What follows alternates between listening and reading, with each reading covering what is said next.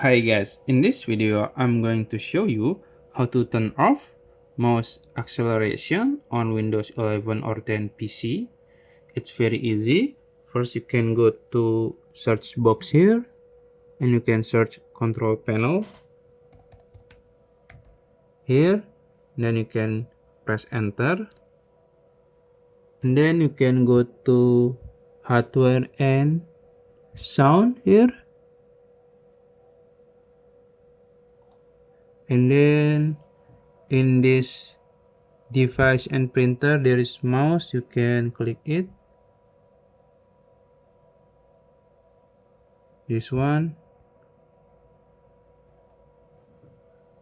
and you can go to printer option, pointer option, and there is enhance pointer precision. You can uncheck this one, you can uncheck this one. Oops. And then that's it. If you found this video helpful, please like this video and subscribe to my channel. Thank you.